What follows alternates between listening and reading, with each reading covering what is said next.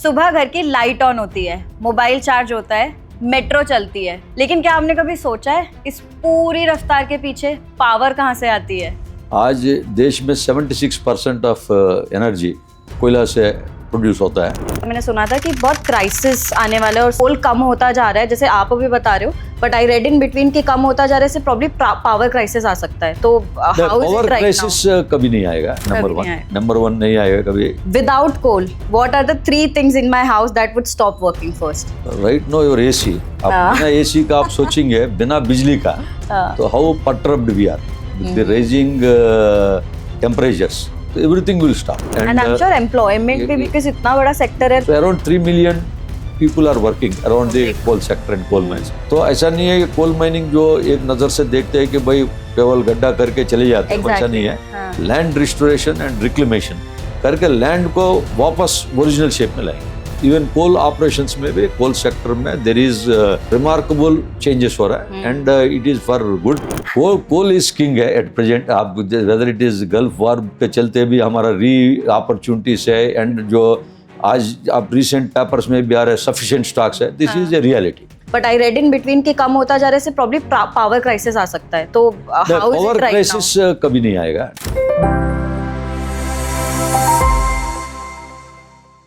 सुबह घर की लाइट ऑन होती है, मोबाइल चार्ज होता है, मेट्रो चलती है, अस्पताल, स्कूल, फैक्ट्री, रेलवे सब अपनी रफ्तार से चलते रहते हैं, लेकिन क्या आपने कभी सोचा है इस पूरी रफ्तार के पीछे पावर कहाँ से आती है? इंडिया जैसे तेजी से बढ़ते देश में एनर्जी सिर्फ बिजली का सवाल नहीं है, ये रोजगार, उद्योग, घर, सड़क, खेती और आम आदमी की जिंदगी से जुड़ा सवाल है। और इसी पूरी कहानी में कोल यानी कोयला आज भी एक बहुत बड़ा रोल निभा रहा है। लेकिन आज का कोल सेक्टर सिर्फ खदानों तक सीमित नहीं है। आज बात हो रही है स्मार्टर माइनिंग की, क्लीनर ट्रांसपोर्टेशन की, टेक्नोलॉजी की, इन्वायरमेंट रिस्टोरेशन की और उन लाखों लोगों की जिनकी रोजी रोटी इस पूरे इकोसिस्टम से जुड़ी है। कोल कनेक्ट पॉडकास्ट सीरीज के इस पहले एपिसोड में हम समझेंगे आखिर भारत का कोल सेक्टर सिर्फ एनर्जी नहीं बल्कि डेवलपमेंट, लाइवलीहुड्स और नेशन बिल्डिंग की भी कहानी कैसे बन चुका है। आज हमारे साथ एक ऐसे व्यक्ति जुड़े हैं जिन्होंने कोल सेक्टर को सिर्फ पॉलिसी या ऑफिस लेवल पर नहीं बल्कि ग्राउंड लेवल पर बहुत करीब से देखा और समझा है।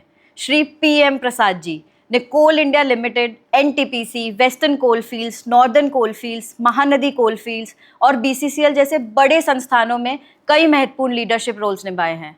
माइनिंग ऑपरेशन से लेकर सेफ्टी, लॉजिस्टिक, प्रोडक्शन और लार्ज स्केल एनर्जी इंफ्रास्ट्रक्चर तक इनका अनुभव बहुत ही व्यापक रहा है।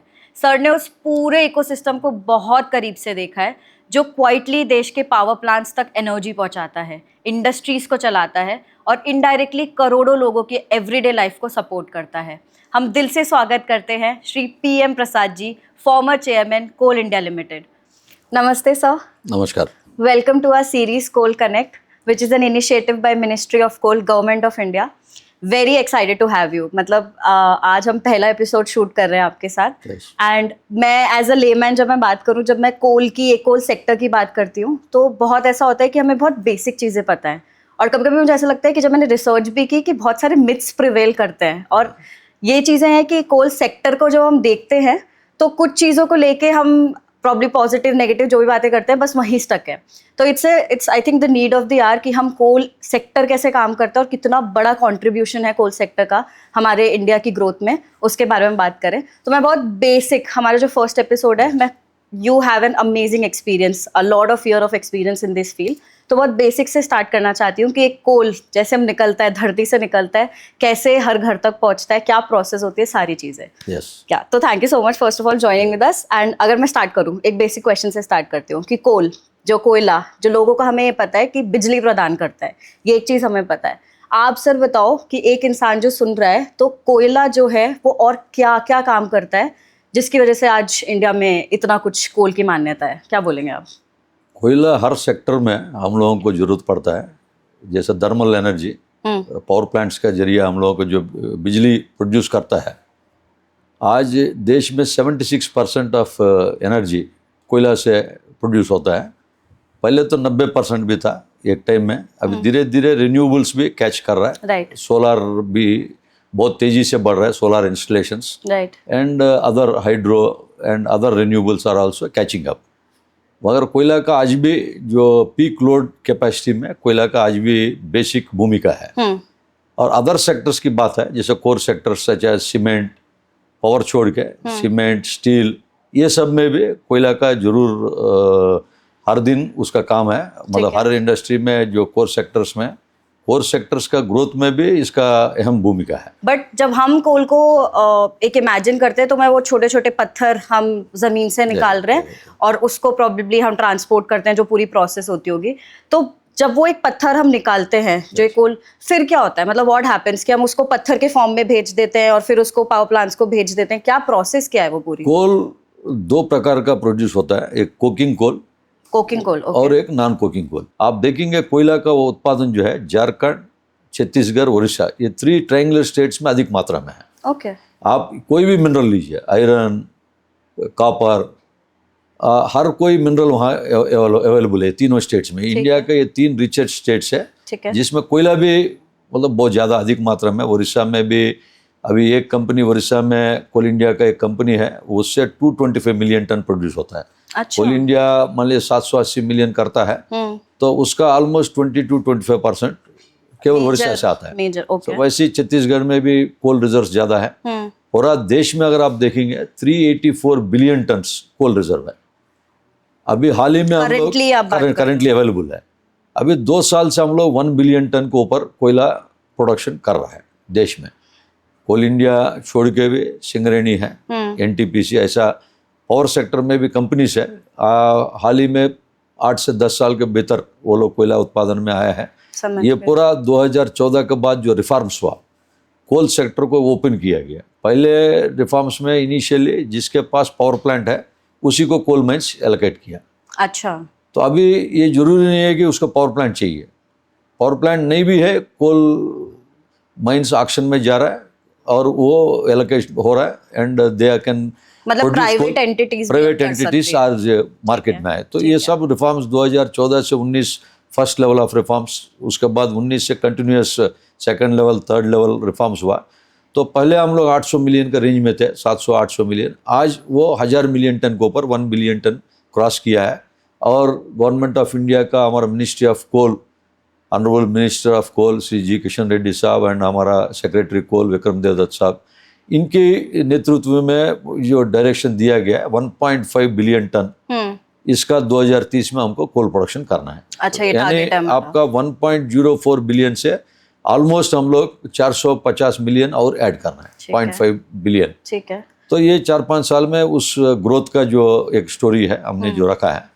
उसके बाद आप 2047 जब भारत पूरा 100 ईयर्स कंप्लीट करेंगे, उस समय में कोयल का क्या रहेगा? हाँ, मतलब that's the future planning. Future planning अभी शॉर्ट टर्म है, medium term and long term.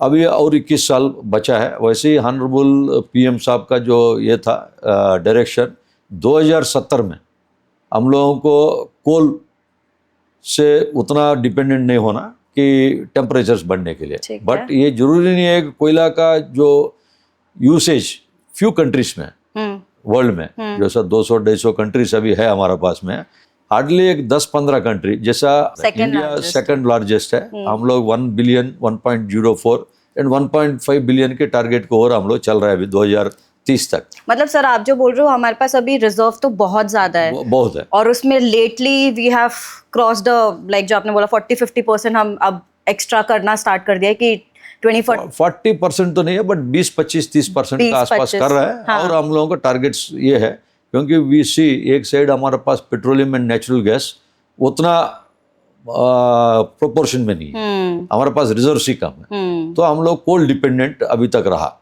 तो साथ ही साथ हम लोग जिस प्रकार में गवर्नमेंट ने सोलर मशीन स्टार्ट किया, रिन्यूएबल्स का किया, क्रिटिकल मिनरल्स का आ रहा है, तो एनर्जी सिक्योरिटी में अदर देन कोल वो भी तेजी से बढ़ रहा है अभी। तो वी मतलब after 10-15 years we are not only dependent on coal, we are dependent on other renewables also. But coal तो I think sir because major part last 2 to 3 centuries आप देखेंगे, coal has driven the country everywhere. It is in every part of life. Even the last mile में आप जाएंगे, कोई भी village, एक last में थर्मल एनर्जी से जो आज की डेट में आज भी 76% का कोयला का एक अहम भूमिका है उसका। पर सर मैं आपको वापस वहीं लेके जाऊंगी, मुझे प्रोसेस एक बार आप पूरा समझा दीजिए। कोयला का जो हमने आपको बोला, जो थर्मल कोल, जो नॉन कोकिंग कोल होता है, एक coking coal. Non coking coal जो GCV based, gross calorific value, उसका यूजफुल हीट वैल्यू, आपने जो बोला कोयला एक पत्थर का शेप में ऊपर है, कोल प्रोडक्ट है, अब उसमें क्या क्वालिटी है उसको ग्रॉस कैलोरीफिक वैल्यू बोल के, जो जैसा यूजफुल हीट वैल्यू, इस टाइप का दो प्रकार का, मतलब इसको बर्न करने से हमको कितना कैलोरीज आता है, ठीक है, ग्रॉस कैलोरीफिक वैल्यू, ठीक है, कितना किलो कैलोरीज पर केजी, मतलब पर केजी, एक टन में मान लीजिए 1000 केजी है, उसका कितना हमको आना चाहिए। ठीक है। तो ये पहले से हम लोग ड्रिलिंग करते हैं, एक्सप्लोरेशन करते हैं, एक्सप्लोरेशन में पता करते हैं फ्रॉम द कोर लॉक्स कि यहाँ पर क्या क्वालिटी हमको उपलब्धि है। ठीक है। बहुत बार क्या होता है, क्वालिटी तो हमने उपलब्धि का एक फिक्स कर दिया, बट जमीन से जब आप निकलते हैं, ये नहीं है कि जमीन पे ओनली वहाँ होल मार के उसको एक होल के थ्रू नहीं निकालता। इसको जो प्रोसेस दो प्रकार का है, एक भूमिगत खदान जो अंडरग्राउंड में जाके हम करते हैं, एक ओपन कैस्ट सरफेस माइनिंग। ठीक है, जो अंडर टनल्स बना लेते हैं, टनल्स करके जो करते हैं वो अंडरग्राउंड कोल माइनिंग है। एक surface coal mining, surface coal mining मतलब जैसे आप हिल में ऊपर जाते हैं, वैसे आप नीचे में आप एक ग्रेडियंट लेके रोड्स बनाते हुए नीचे जाते हैं। Okay okay. इंडिया में जो प्रोडक्शन हो रहा है, जो 1.045 बिलियन जो है, इसमें अभी हार्डली 4 से 5% ही ओपन अंडरग्राउंड है, अंडरग्राउंड कोल माइनिंग। अच्छा। भूमिगत खदान जो एकदम आप टनल करके, टनल दो प्रकार का है, एक शाफ्ट जैसे कुआं खोदते हैं अपन, जैसा एक वेल है, वेल में आप डायरेक्ट उतरते हैं लिफ्ट सिस्टम में, अच्छा, दैट इज शाफ्ट माइनिंग। दूसरा इंक्लाइन है, लोग पैदल जाते हैं या मोटराइज्ड हालेज भी है, तो you go on A inclined path. So underground का दो टेक्नोलॉजी है, इधर शाफ्ट में जाता है या फिर इंक्लाइंस में जाता है, इधर ऑफ दिस टू। बट ये पूरा प्रोसेस में हार्डली 4 से 5% ओनली हम प्रोडक्शन कर रहा है। आउट ऑफ 1.045 बिलियन में हार्डली हम लोग 45 मिलियन कर रहे हैं। बाकी सरफेस ही होता है, बाकी सब सरफेस हो रहा है 4600 मिलियन। इसमें 95% अंडरग्राउंड माइनिंग। क्यों ऐसा, मतलब डिफरेंट क्या फर्क क्या पड़ जाता है? वहाँ का जो कोयला का जो फॉर्मेशन है, वहाँ का जो कंडीशंस है, उसको सूट कर रहा है। ठीक है। हम जब ओपन कास्ट की बात कर रहे हैं, इंडिया में जैसे 1.5 बिलियन भी जा रहा है, हम लोग करेंगे मान लीजिए 4-5 साल में, हम ये जो 25 मिलियन 30 मिलियन 40 मिलियन जो अंडरग्राउंड प्रोडक्शन है, इसको हम लोग टारगेट 60-70 मिलियन तक जाएंगे। आने वाला समय में 100 मिलियन टन कोल भी करेंगे अंडरग्राउंड से। ठीक है। अंडरग्राउंड से जितना हम करते हैं वो एनवायरनमेंट फ्रेंडली है, उसमें क्योंकि कोई भी पेड़ हम गिराते नहीं है, इधर वो एक बार इंक्लाइंस बना दिया, इट इज लाइफ लॉन्ग। ठीक है। एक बार शाफ्ट किया, इट इज लाइफ लॉन्ग। ठीक है। मान लीजिए एक 400 हेक्टेयर एरिया है, हार्डली जितना हम लोग बेसिक इंफ्रा वहाँ पर खड़ा किया, उसी के ऊपर हम लोग पूरा लाइफ उसके ऊपर रहेंगे। बट ओपन कास्ट वैसे नहीं, 400 हेक्टेयर है, मान लीजिए 1 हेक्टेयर में आपको 4 लाख टन आ रहा है, एक उदाहरण बता रहा है, तो ये 5 हेक्टेयर में हम कोयला इस साल काटेंगे। पूरा जमीन को जो है उसको वी विल पूरा डिस्टर्ब करेंगे, उस पेड़ पौधा निकलेंगे, उसको हम लोग इधर दूसरी जगह प्लांटेशन करते हैं, उसको एनवायरनमेंट को ध्यान रखते हुए। ऐसा नहीं यहाँ प्लांट मैं डिस्टर्ब कर रहा हूँ, I will go for plantation massive scale.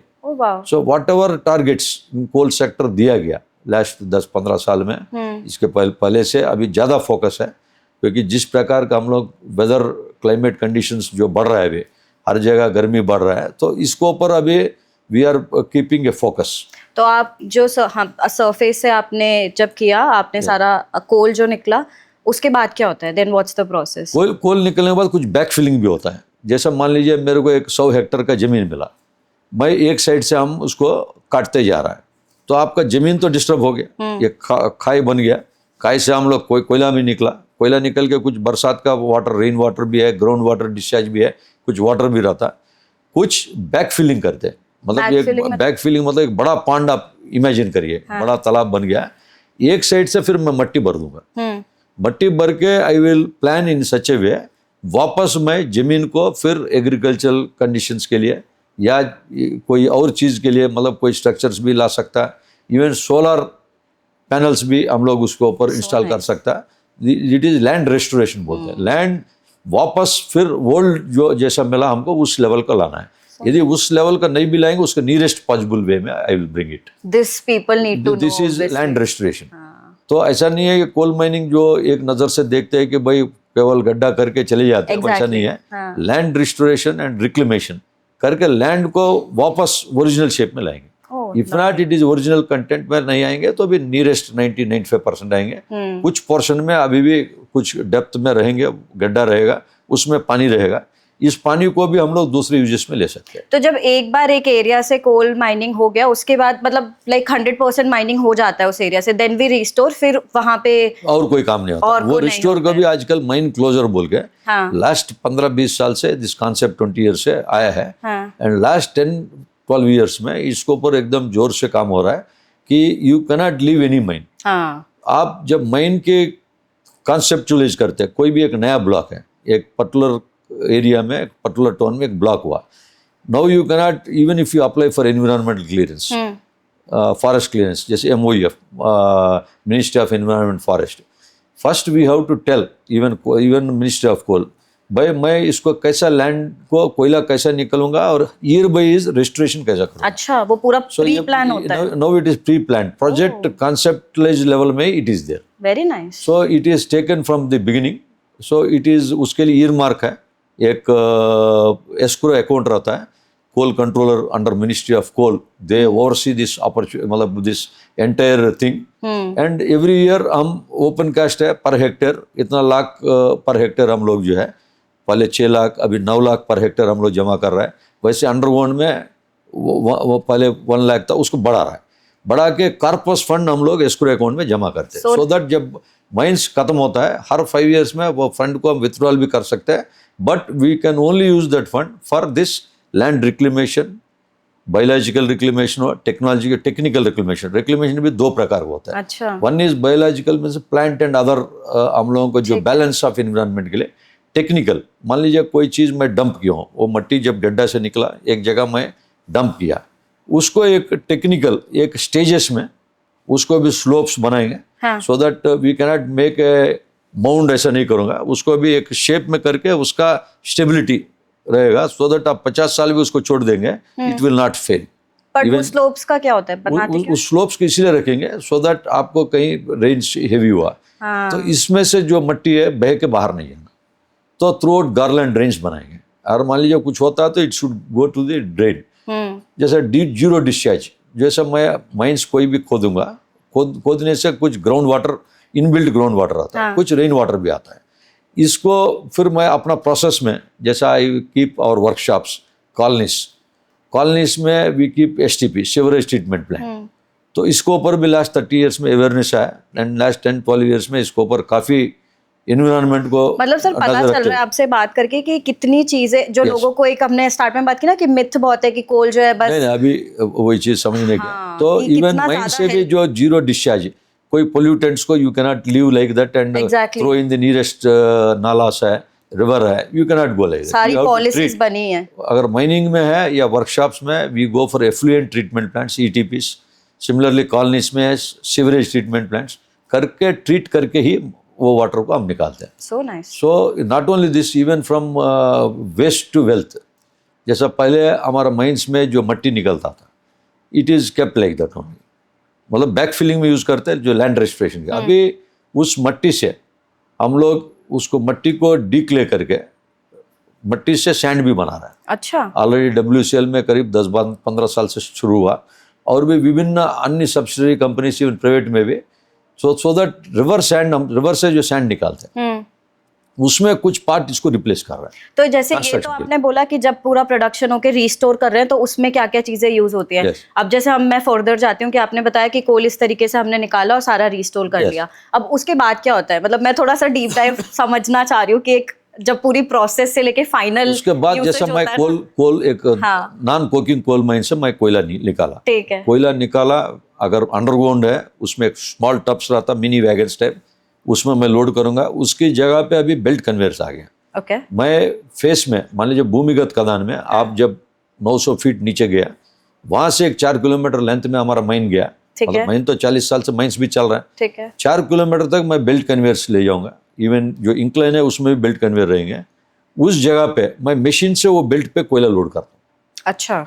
पहले आप अगर 40-50 साल में पहले अगर जाएंगे पुराना, दो, मतलब एक मैनुअल लोडिंग बोलते थे, मतलब 2 आदमी का एक पैर रहता था, देयर इज जो ए हाथ केन से केन लेके। बास्केट है, हाथ से वो बास्केट में लोड करते हैं, बास्केट से आप टब में लोड करते हैं।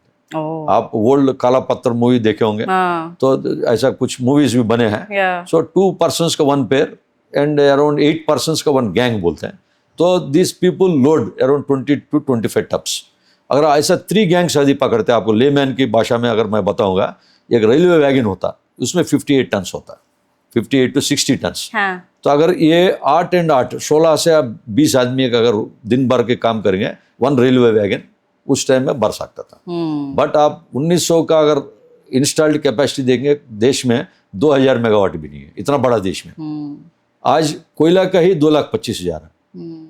रिन्यूएबल्स की बात होता है, वो भी 2,40,000 है, 4.5 लैक्स या, मेगावाट्स का ये है। तो आप जो स्केल देश जिस प्रकार से डेवलप हुआ हाँ। उससे और आज का, तो आज का जो कोल रिक्वायरमेंट है, पहले मान लीजिए अगर अब मतलब काफी ज्यादा सिस्टमैटिक प्रोसेस हो सिस्टमैटिक, चुकी जैसे है। नेशनलाइजेशन ऑफ कोल माइंस हुआ 1975 में, हाँ, coal India where it was born. पहले बीसीसीएल था 1973 में, कोल इंडिया आया है। BCCL is only for coking coal, जैसा मैं बोला कि स्टील प्लांट्स में यूज होता है।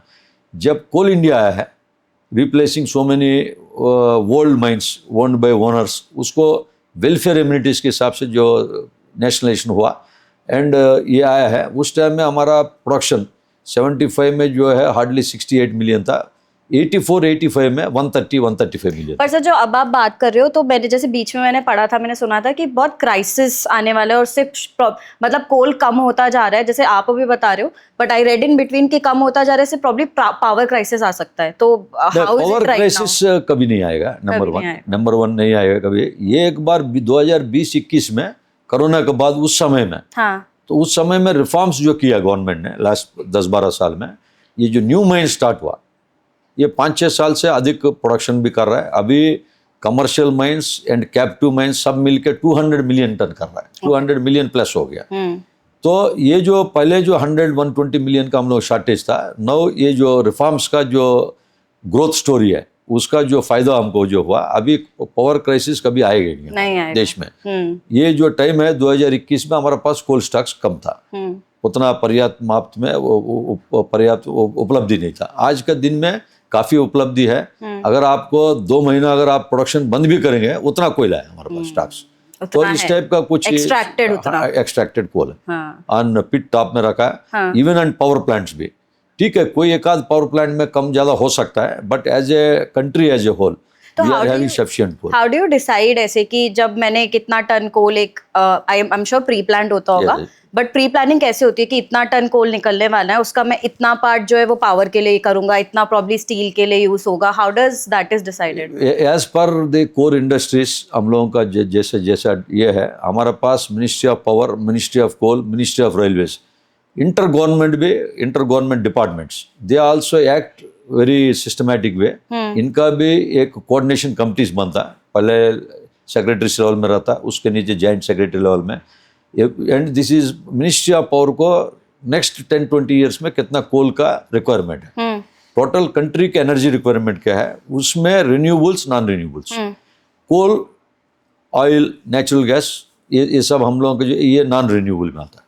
रिन्यूएबल में हमारा सोलर हो गया, हाइड्रो हो गया, इवन न्यूक्लियर, ये सब रिन्यूएबल में आ रहा है।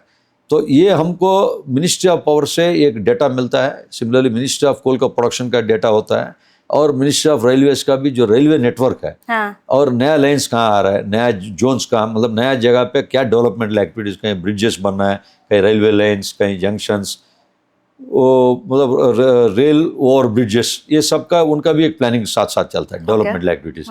ये तीनों का जो कमिटी का थ्रू ये डिसाइड होता है कि नेक्स्ट 5 to 10 ईयर्स में हमको शॉर्ट टर्म में क्या कोल का हमको रिक्वायरमेंट है, लॉन्ग टर्म, मीडियम टर्म में क्या रिक्वायरमेंट है, लॉन्ग टर्म में क्या रिक्वायरमेंट है, everything is pre plan.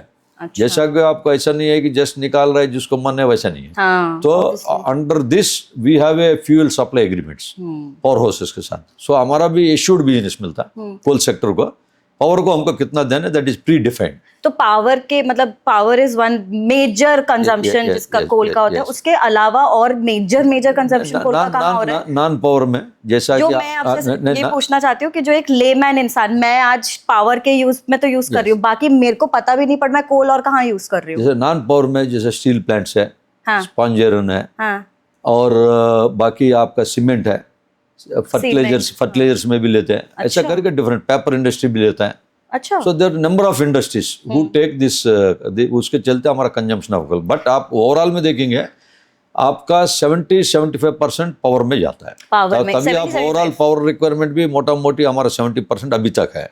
But ये आगे जाके 50% में आ रहा है, फिर 2047 में इट में गो अप टू 30%। अच्छा, तो others in the renewables they will cross.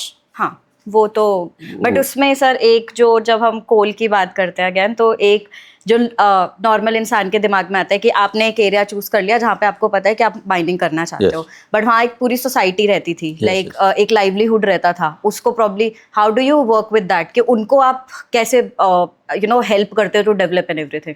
देखिए, पहले से भी एक वर्किंग में CPSU जो बना, तो we go along with the villagers.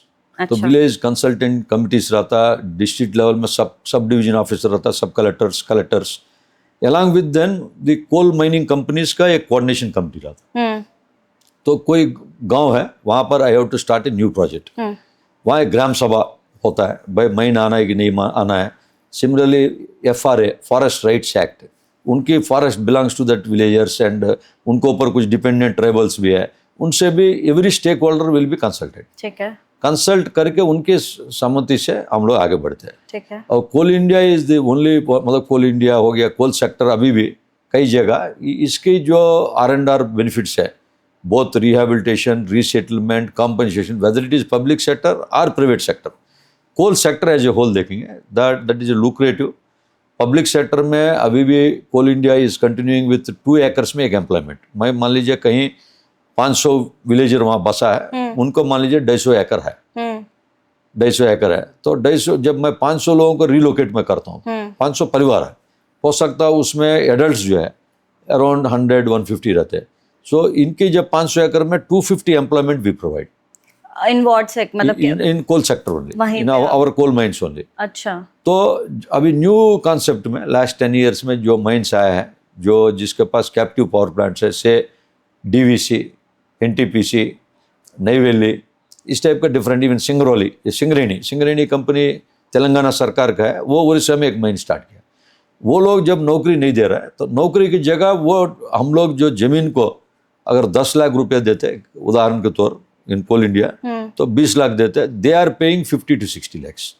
Same एकड़ हम 10 देते तो वो 40 देते, सो दैट किसी को हम वहाँ से निकाल रहा है तो उनको एक घर बना के दे रहा है, या घर की कॉम्पनसेशन देते हैं, उनकी ज़मीन की कॉम्पनसेशन देते हैं, उनके रोजगार का पूरा ये करके, and then after all the commitments are met, then only they will be end up happy.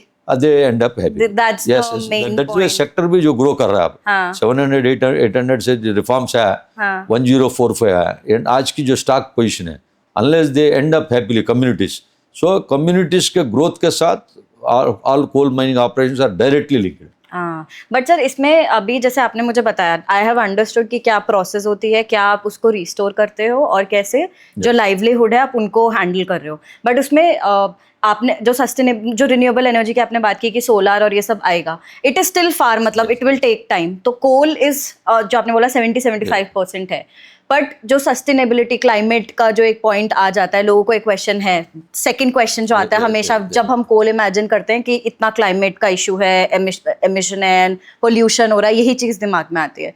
तो you being on that side, आप ये सस्टेनेबिलिटी पार्ट को, कोल तो एक बड़ा हिस्सा रहना ही है, आप हैंडल कैसे करते हो उसे? देखिए, आई एम फॉर्चुनेट, मेरे को 3 साल NTPC में भी काम करने का मौका मिला। तो इधर से मैं कोल प्रोड्यूस करता था, उस टाइम में NTPC का फर्स्ट माइन स्टार्ट होने का, तो जनरेशन पॉइंट ऑफ व्यू उस तरफ से भी मैं देखा। okay. तो ट्रेडिशनली हमारे पास कई स्टेट जेनकोस में ओल्ड पावर यूनिट्स है, मतलब 100 मेगावाट का बॉयलर्स है, 100 मेगावाट का पावर स्टेशन है, 50 का है, 200 का है। अभी इसमें जो है हाई एफिशिएंसी, लो एमिशन, एक हीली टेक्निक के साथ नया जो पावर प्लांट्स आ रहा है, तो उसका जो 660 मेगावाट का यूनिट्स आ रहा है, 660, पहले 500 मेगावाट्स आ रहा है, अभी 660 सिंगल यूनिट। तो पहले हमारा 500 में 5x100 है, कहीं कहीं 60x10-12 भी है। तो सिंगल यूनिट से जब हम कोयला यूज करके करते हैं, कोल कंजम्पशन भी कम लग रहा है।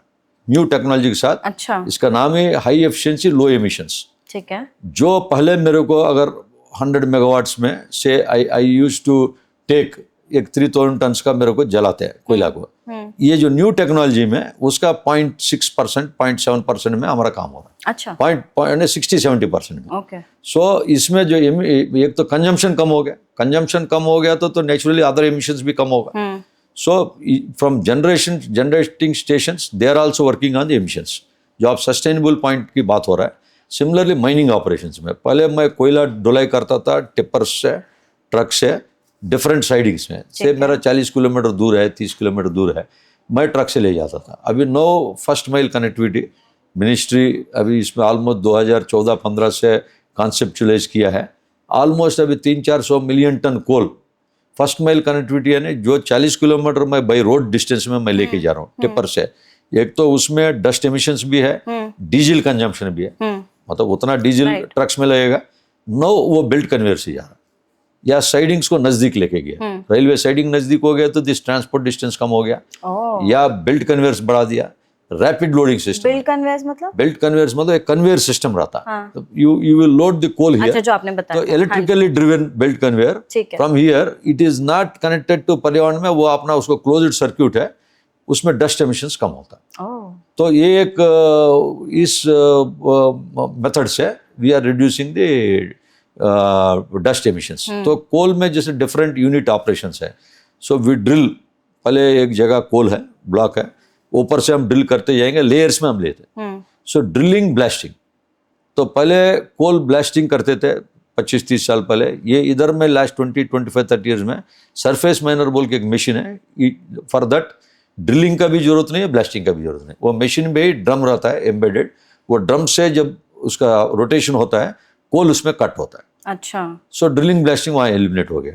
तो पहले मान लीजिए हम पूरा ब्लास्टिंग कर रहे हैं, ड्रिलिंग कर रहे हैं, उसके लिए जो डीजल एमिशंस ये सब हो रहा है उसका रिडक्शन हो गया, और धीरे धीरे ग्रेजुअली इसका परसेंटेज ऑफ एक्सट्रैक्शन भी बढ़ा रहा है। हाँ, तो मतलब विद टेक्नोलॉजी हमने जो ये ओपन कास्ट के लिए एनवायरनमेंट का इशू था तो वो कवर कर लिया। अंडरग्राउंड में मैं पहले बोला एक टाइम में लोडर माइनिंग था, अभी कंटिन्यूअस माइनर मशीन्स है।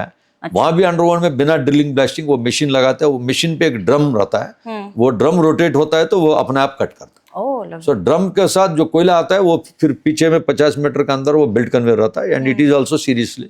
सो वी आर वर्किंग इधर ड्रिलिंग कम करो, ब्लास्टिंग कम करो, इवन डीजल कंजम्पशंस कम करो। अभी हाल ही में आप सुन रहे हैं कि sharing of the vehicles, pool vehicles जैसा गल्फ वार हुआ, तो there is a urgent need every operations को हम लोग एफिशिएंटली एनवायरनमेंट वे में सोचने का अभी टाइम आ गया। बट आपसे मतलब आपने कितना 33 इयर्स? नहीं, I work 41 years. 41 years on ground, जो आपने एकदम 41 इयर्स कोल सेक्टर में मैं काम किया। ऑन ग्राउंड इसमें जो मतलब टोटल 41 इयर्स तो ग्राउंड में ही है, but 33 years basically in operations side में ही मैं काम किया। तो आपसे मतलब एक जो नॉर्मल जनता जब देखती है, आपने एकदम क्लोजली काम किया है, तो कोई ऐसी आपको भी थॉट आता होगा ना कि मुझे ये चीज लिटरली लोगों को पता होनी चाहिए, जो लोग एक परसेप्शन है और वो, तो अगर आपसे अभी मैं पूछूं ऐसे, तो फर्स्ट थिंग आपके दिमाग में क्या आती है कि इतना क्लोजली काम करने के बाद ये चीज सुनो कि this is that you should know about coal sector? जैसा कि मैं बोला हाल ही में, जैसे माइन क्लोजर के ऊपर ध्यान दे रहा है। माइन क्लोजर, हाँ ठीक है। हाँ। जो माइन पहले अपन कोई भी गड्ढा किया चले गया कहीं भी, अभी ये प्रोजेक्ट कॉन्सेप्चुअल स्टेज में आ गया। So now you have do or die, यानी before do you have to do in a systematic and जो आप जो सस्टेनेबल वे में करके ही छोड़ना है, अभी आपको ऑप्शन नहीं है। तो ये मेन प्रोजेक्ट में आ गया है। तो एवरी ईयर जब हमारा जो कोल कंट्रोलर रिव्यू करता है, ministry of coal, may be at ministers level, may be at secretary level, at CMDs level, या माइन ऑपरेटर्स से प्राइवेट में है, देयर MDs लेवल। नाउ ये गवर्नेंस में आ गया, whether it is in board meetings और what, by how many mines we are going to close in next 5 years, what is the responsible steps we are taking. So ये एक आ गया। Similarly dust emissions कम करना है, diesel save करना है।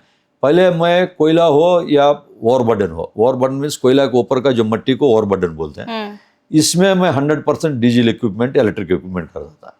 अभी MOEF की जो ministry of environment and forest की तरफ से भी, and climate change, no even for diesel machines को कम करने के लिए बैटरी ऑपरेटेड जो हमारा सोलर व्हीकल्स है, बैटरी ऑपरेटेड डंपर्स भी इंट्रोड्यूस हो रहा है कोल ट्रांसपोर्टेशन में। अच्छा। ये पहले नहीं था। तो एवरी स्टेप, इवन कोल ऑपरेशंस में भी, कोल सेक्टर में देर इज रिमार्केबल चेंजेस हो रहा है, and it is for good.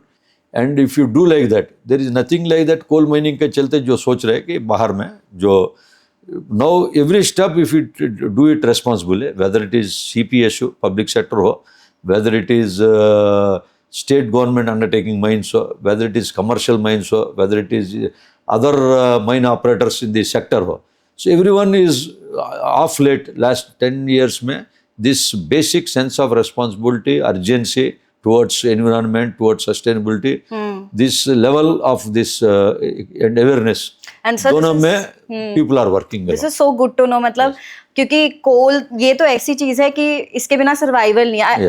I am assuming आपका तो ऐसे कांस्टेंट 24/7 काम चलता होगा, because that's what we require at the, जो एक नॉर्मल कंज्यूमर का होता है 24/7 बिजली चाहिए, तो उसके लिए जो प्रोडक्शन, ट्रांसपोर्टेशन कांस्टेंट चलता होगा। ये तो I think I am assuming, right? आप हाल ही में इसी महीने में on a single day our peak demand 265 gigawatts हुआ।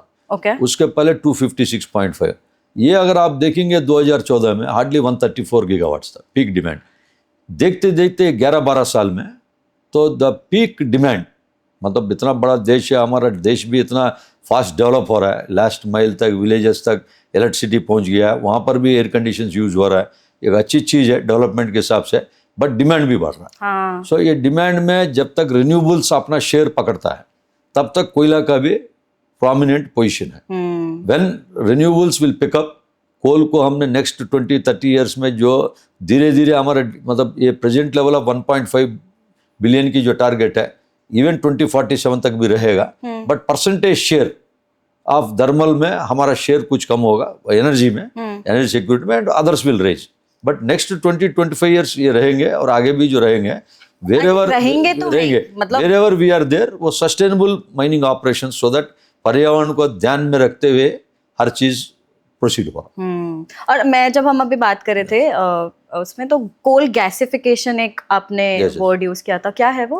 कोल गैसिफिकेशन, जैसा अभी आप जो कोल हम थर्मल प्लांट्स में दे रहे हैं, से स्टील प्लांट्स में सप्लाई कर रहे हैं, इंस्टेड ऑफ देयर कोल को मैं प्रोड्यूस करूं, ऊपर में एक प्लांट बिठाऊं, एक केमिकल प्लांट आएंगे, सरफेस कोल गैसिफिकेशन, उससे डिफरेंट कोल का अदर कोल से प्रोडक्ट्स है, from there you can take it to chemical industry, from there you can take it to energy sector, energy security के लिए भी वो काम में आता है। Coal to other uses, where the emissions are less, where you will act in a responsible way, cleaner coal, मतलब cleaner कोल options, तो वो हमेशा रहेगा। जैसा आपको बाहर से यूरिया आ रहा है, तो उधर से हम लोग यूरिया फर्टिलाइजर के लिए भी हम लोग कोल से वी कैन प्रोड्यूस दैट। जो हम लोग इम्पोर्ट्स आ रहा है we can reduce it. Chemical industry के लिए जो इम्पोर्ट्स आ रहा है, सो इथेनॉल है एंड अदर चीज, कोल से सिन गैस है, syngas we can produce from coal, and it can be, वो मैं प्रोड्यूस करूंगा, it will be stock, feeder stock for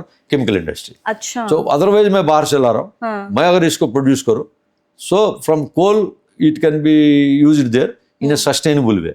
अगर मैं प्लान करूँ, एंड जैसा हमारा पास एक प्राइवेट सेक्टर में एक JSPL अंगुल जिंदल्स का एक प्लांट है, 1-2 जगह पायलट प्लांट्स है पुणे में। अभी now government and MOC through MOC and बहुत फास्ट इम्प्लीमेंटेशन कर रहा है। हाल ही में कैबिनेट में भी एक कोल गैसिफिकेशन का proposals, those private players who wants to come, उनको एक सब्सिडी के रूप से एक अमाउंट विल बी गिवन। उनका प्रोजेक्ट कास्ट में से 20-30% amount will be given as a support system, making a focus. Now the journey towards coal gasification start हुआ। जैसा आप जर्नी, मैं जैसा बोल रहा हूँ कि 84-85 में, 1984-85 the production of Coal India is 130 million, 50% underground था, 50% ओपन कास्ट था, जो 65 मिलियन से बढ़कर आज 1000 मिलियन हो गए। तो वैसे ही एक फोकस हुआ, तो 40-42 साल में this is the result, net result. तो कोल गैसिफिकेशन आप जैसा बोल रहे हैं, या कोल 2 प्रकार का गैसिफिकेशन, एक सरफेस कोल गैसिफिकेशन, एक अंडरग्राउंड कोल गैसिफिकेशन। पहले हम सरफेस की बात कर रहे हैं, different plants, Coal India and BHEL एक पार्टनरशिप में लखनपुर उड़ीसा में एक प्लांट आ रहा है। अच्छा। ऐसे Coal India and Indian Oil, Coal India and GAIL का भी एक प्लांट आने का है। इस टाइप का सोनपुर बाजारी वेस्ट बंगाल में एक आ रहा है। एक इंडियन ऑयल के साथ में भी एक महाराष्ट्र में भी एक आना है। साथ ही साथ 3-4 प्राइवेट प्लेयर्स भी लिया है अभी, recent blocks they have taken, they want to set up a coal gasification plant.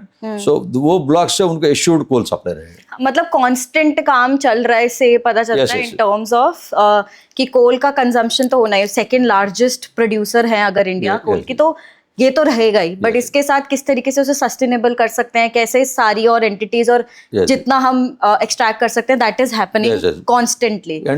उस मेथड में हमारा dust emissions, even diesel, everything is reduced. हाँ, बट इसमें अगर एक आखिरी क्वेश्चन मैं आपसे पूछती हूँ सर, जो मैंने बोला अभी कि सेकंड लार्जेस्ट प्रोड्यूसर है इंडिया फॉर कोल, तो इसमें जब हम इस सेक्टर की बात करते हैं, इट्स अ ह्यूज सेक्टर। आप जो लोगों को बताओ, अगर आप, मैं आपसे ये जानना चाहती हूँ कि कोल सेक्टर का इंडिया की ग्रोथ में क्या रोल है। मतलब ये एक इंसान को पता होना चाहिए कि जब वो क्वेश्चन करते हैं तो दे शुड नो कि वाई। नेशनल जीडीपी में मिनरल सेक्टर का एक ये है, उसमें कोल है, other minerals like iron, copper, zinc, ठीक है। एंड इसमें डिफरेंट सेक्टर्स, जैसे मैं बोल रहा हूँ, जैसे स्टील प्रोडक्शन में भी हमारा कोल सेक्टर का योगदान है। विदाउट दैट कोकिंग कोल जो देते हैं, उसके बावजूद भी वो कोल मतलब बाहर से इम्पोर्ट भी करते हैं। Similarly cement industry, similarly power industry, everywhere you need coal. तो नेशनल जीडीपी में हमारा जो है भूमिका है नंबर 1, आगे जाके भी रहेगा। एंड आपका कोल का अदर प्रोडक्ट्स भी जो ले रहा है, जैसे अभी आपका फ्लाई ऐश, कोयला मैं आफ्टर पावर प्लांट में बर्न करता हूँ। पहले फ्लाई ऐश को एक रॉकेट टाइप में उसको ऊपर टच नहीं करते थे। लास्ट 20-30 ईयर्स में फ्लाई ऐश ब्रिक्स भी बन रहा है, जैसा पीएम घर योजना चल रहा है, तो उसमें भी यूज होता है। एंड अदर में भी that bricks are being use. And जो पावर प्लांट है उसका 300 किलोमीटर्स में रोड कंस्ट्रक्शन में भी this fly ash is being used.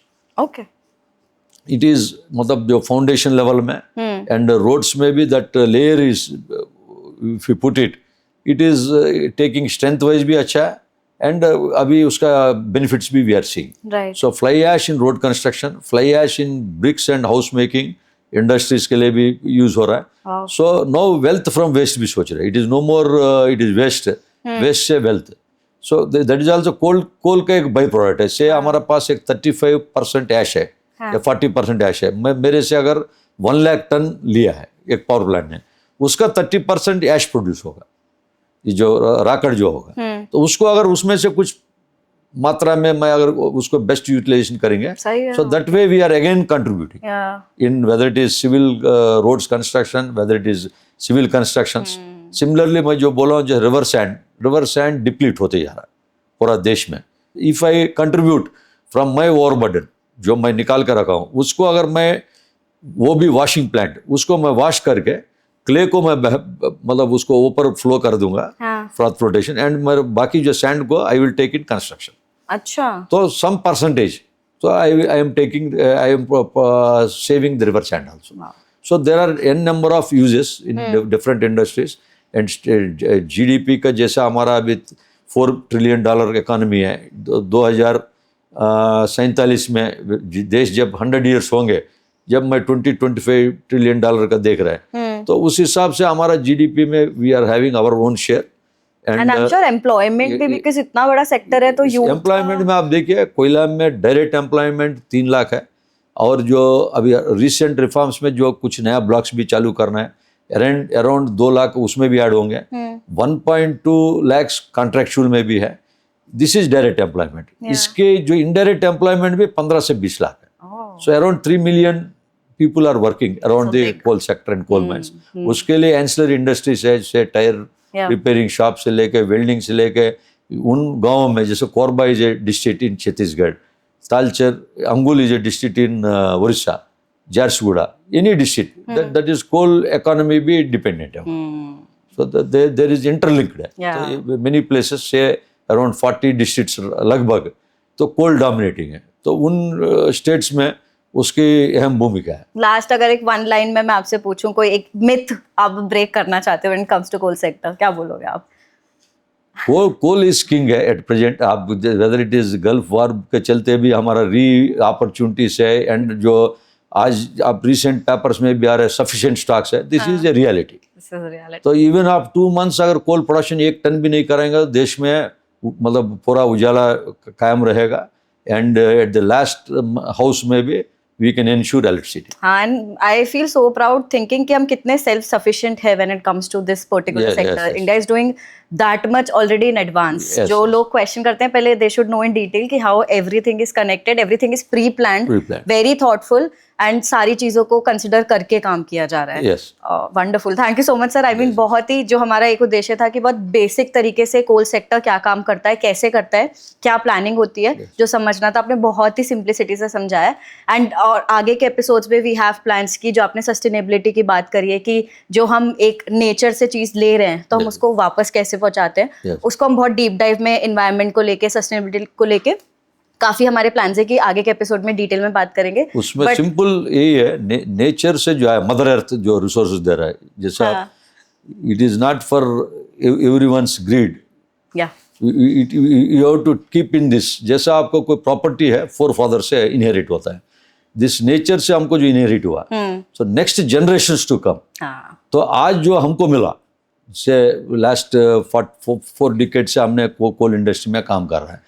After 50 years also people should think, जैसा हम लोगों का जो पंचामृत में भी ऑनरेबल पीएम साहब ने जो बोले 1.5 डिग्री से जो प्री इंडस्ट्रियलाइजेशन से 2100 जब आएंगे सेंचुरी, 2100 में भी हमको 1.5 डिग्री से ज़्यादा टेम्परेचर रेज नहीं होना। हाँ, So now it is our basic every citizen's duty.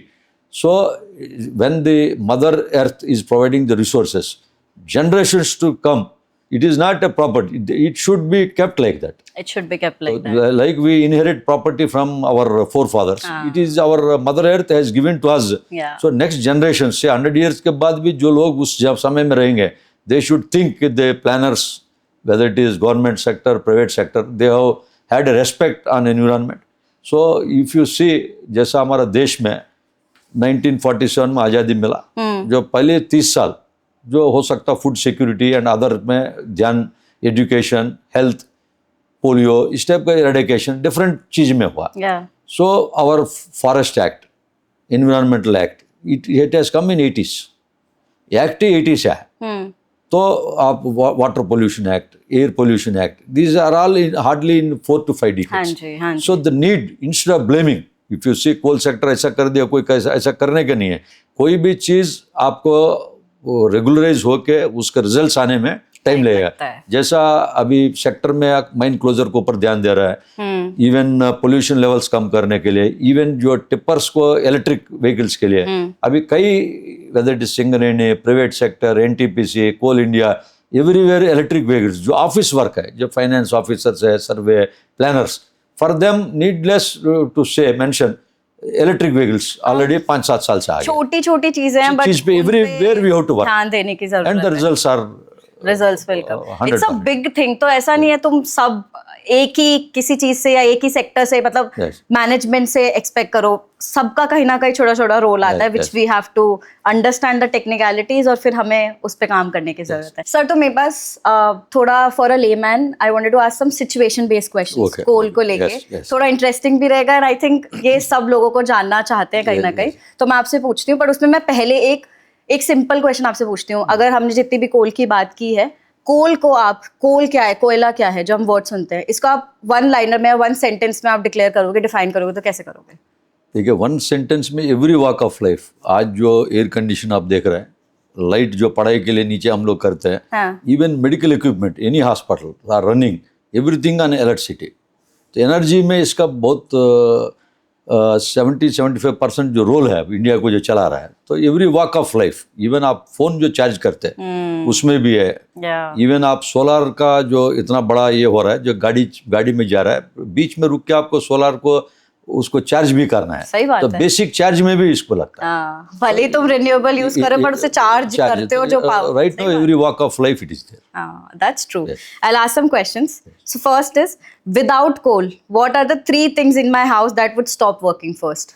Right no your AC, आप बिना एसी का आप सोचेंगे, बिना बिजली का, तो how perturbed we are with the rising temperatures, तो everything will stop. Yeah, true. बाकी to sir, I want to ask three things. Basic comfort जो चीज है वो खत्म हो जाएगा. अगर आप बिजली बंद हो जाएगा तो you will not be able to do anything. And I think the mobile phone. Everything totally it will stop. If coal sector stopped producing coal for just 1 week, what would happen to India?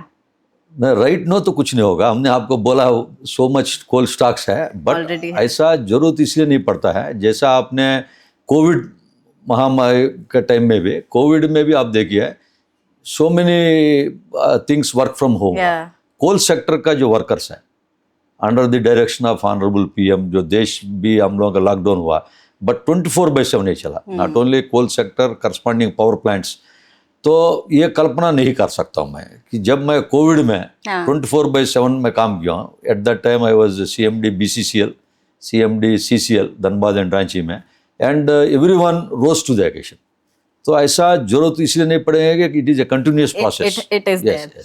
अगर ये question पूछो, if coal had a PR team, एक marketing team अगर coal की होती, तो what's that one thing that it would want Indians to know? Indians को क्या बताना चाहेगा कोल? मार्केटिंग के टीम जो है हम हमेशा जो है कोल इज किंग के हिसाब से उसको मार्केट करेंगे. हाँ. तो इट कैन विस जैसा you pay the amount and we give the quality. तो मार्केटिंग हमेशा ये बोलता है, बट काफ़ी जैसा हमने सेलेक्टिव माइनिंग बोला, continuous miners and surface miner इन वो ओपन का बिना ड्रिलिंग ब्लास्टिंग. ड्रिलिंग ब्लास्टिंग यदि मैं एलिमिनेट करूंगा तो कंटामिनेशन, जो पहले जो मिथ है कोयला का क्वालिटी थोड़ा खराब आ रहा है. आज मैं पावर प्लांट्स का जो फ्रेंड से भी मैं सुना हूँ, पहले से मार्केट इंप्रूवमेंट हुआ कोल क्वालिटी में. Still there is scope to improve. That is being improved by the sector में, whether it CPSU, state PSUs, and but कम टाइम में बहुत ज्यादा काफी इम्प्रूवमेंट हुआ. And it is being reviewed by honourable coal minister and coal secretary. It is a walk of life हो गया कि अब now we have to be answerable to them. एक very interesting question. Will my children see coal mines 30 years from now, or will coal become a history? Definitely children will see. जब 100 years जब हम लोग आज़ादी लेंगे, so that is 21 years. उसके बाद भी 2070 तक हमको नेट जीरो बनना है. 2070 is almost it is 44 years from now. उस दिन भी रहेगा कोयला. ठीक है, परसेंटेज कम ज़्यादा होगा. तो children are going to see that, and the proportions में alter definitely. But it is our past, it is our present, and it is our future. It is future. Last question, what's more difficult for you? ये तो आपके लिए है. What's more difficult, finding coal और getting permission to mine it? No, finding coal is not difficult. Not difficult? Not difficult, Okay. but getting extraction in a responsible way, जैसा surface coal gasification, हाँ. जैसा direction from honorable PM, honorable Minister of Coal, इसको हम लोग surface coal gasification को एक success बनाना, हाँ. underground coal gasification success banana. When इसको chemical industry को हम feed करेंगे, या इसके चलते मैं emissions कम करूँगा, डीजल कंजम्पशंस कम करूंगा, इसको जब सक्सेस करूंगा, that is the challenge for us right now. And coal ministry and all the private sector, public sector players are working on that. So and I am very sure in the coming years कोई भी चीज़ कल्पना करना and उसको successfully अपनाना, इसमें time लगेगा. And high value projects है, and I am sure with the technology available and the लोगों का commitment is there, and recent auctions में भी जो प्राइवेट प्लेयर्स भी भाग ले रहा है, it will be success in the years to come. तो मैं आपसे अगर सर ऐसा पूछती हूँ कि एज अ कंज्यूमर मेरा क्या रोल रहता है? मतलब आई डोंट नो, बहुत ही शायद फार फेच्ड रोल होगा, बट कोल सेक्टर इतना बड़ा है और इतना कॉन्स्टेंटली, जो आपने बोला कि हम अनदेखा करके भी बहुत सारी चीजें हम यूज कर रहे हैं जहाँ कोल का ही काम हो रहा है. चाहे एक फोन यूज कर रही हो तो everything is related to it somehow. As a consumer मेरा क्या एक रिस्पॉन्सिबिलिटी रहती है टुवर्ड्स ये जो कोल सेक्टर का है कि यू नो पॉजिटिविटी की तरफ बढ़े? क्या, what do you have to say to them? देखिए, कंज्यूमर्स है ना, हमारा कंज्यूमर्स जैसे कोल सेक्टर का जो power plants is one of the consumers. Similarly steel industry is one of the consumers. They have also to meticulously plan करना है किस जगह से हमारा कोयला लेना है. एंड जो इम्पोर्ट्स जो अगर कहीं से ले रहा है, जैसे other than sea coast based कुछ इंडस्ट्रीज है, तो that is okay. They should make focus on the available coal in the country before bringing any import coal. Similarly steel sector है, तो उसको जो हम लोगों का जितना इंडिजिनियस कोल ले सकता हूँ, तो वो अगर लेंगे, they can stop at least some percentage. They can not stop steel के लिए कंप्लीट कोकिंग कोल बाहर से लाने का, but in a phased way. If steel sector and coal sector work in tandem, तो अभी है, बट और फर्दर प्रोग्रेस एंड डायरेक्शन देंगे.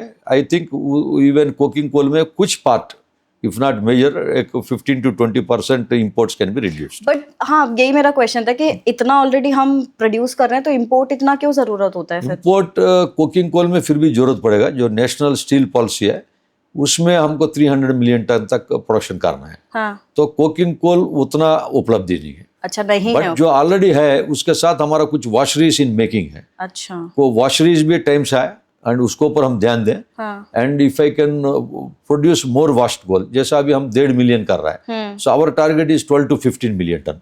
सो उसको अगर मैं 10 टाइम्स इंक्रीज करूं तो कोकिंग कोल मेरा अगर 40 मिलियन बाहर से आ रहा है तो 10 मिलियन अगर मैं कम लाऊं तो it is a huge difference on the imports.